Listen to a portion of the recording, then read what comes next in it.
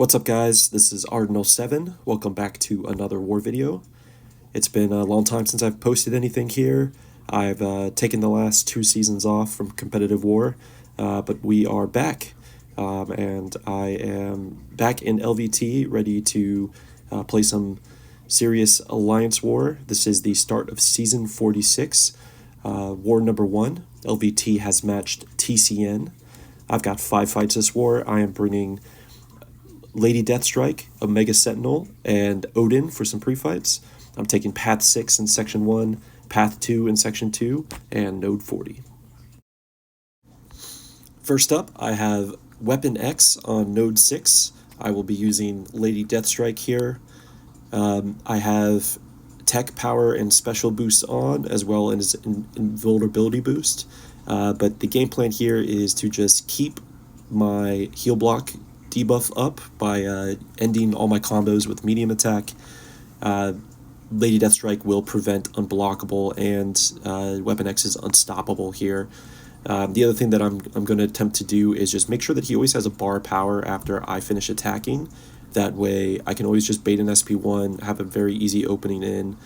He's not unblockable, you know, I could parry and stuff, but I'm just trying to limit issues as much as I can. So there I make sure I just get my heal block back up. And I think one more SP2 should do this here. But Lady Deathstrike is a perfect counter for Weapon X. She takes care of all the issues, everything to worry about. You just want to make sure that you're paying attention when you push him into his rage at the start. But as you see, nice and easy. Alright, on to Node 15, Kitty Pryde. The second fight on Path 6 in Section 1. I'm still running the same boosts, and once again using Lady Deathstrike. Kitty Pryde is a tactic defender, Lady Deathstrike is a tactic attacker, but this fight you do not want to get intercepts, because Kitty will be phasing. So I can't rely on the tactic to stop her unblockable. I need to rely on my heal block that I can apply. But Kitty Pryde is not willing to throw an SP1, and then there I let myself get intercepted. She's phasing, and then she throws the SP2 and just obliterates me. So there's my first death of the season on only my second fight, but we revive, we heal up, we go back in.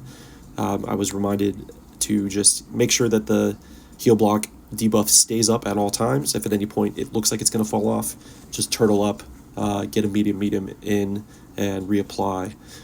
Obviously I want her to throw her SP1, but I need to make sure that she is not going to be unblockable at any point. So, you know, starting with her at 2/3 health, you know, definitely ahead on the health race there. I'm able to throw an SP1, get her a little bit closer to the corner. She's phasing. I can punish a heavy after the phase is gone. And here I'm just going to try to get the SP1. She throws it, thankfully. And then just reapply that heal block. Just keep that up. And try not to push an SP2. Try to get her to throw an SP1. She's still being a little stingy, so I'm just going to go in here for the kill. And we're done. Alright, into Section 2. I've got Omega Sentinel versus Storm Pyramid X on Node 20. I'm using Omega Sentinel for the next 2 fights here on the entirety of Path 2 in Section 2. So I have turned on full suicides, and I also applied 2 of my Odin pre-fights. So that's the Aptitude and the Shock one, which I need for the Domino fight that comes up next. This is a basically nothing fight, super safe. Storm Pyramid X is not a tactic attacker, so basically I'm just going to be baiting her SP1s the whole fight.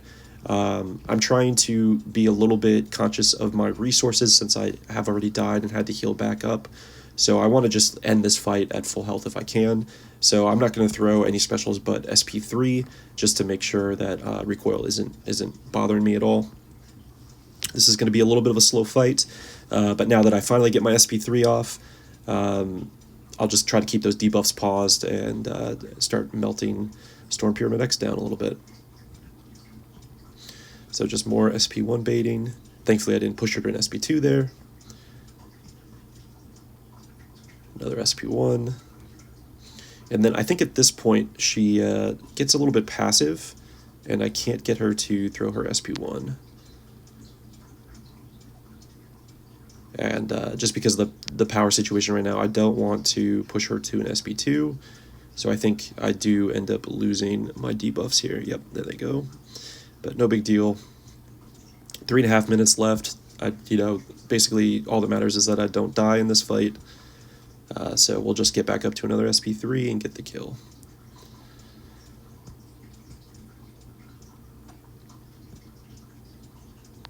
SP1 bait. And then back to an SP3. Some Omega Sentinel fights are incredibly slow, especially when I play them, because I try to play very safe. So apologize if you sat through the entirety of this over 2 minute long Omega Sentinel fight, but we are through it. Alright, next up is Domino on node 29, the second fight on Path 2 in Section 2. There you saw me add an invulnerability boost. I have the pre-fights from Odin to deal with the shock, and basically the game plan here is to push Domino to her SP3s.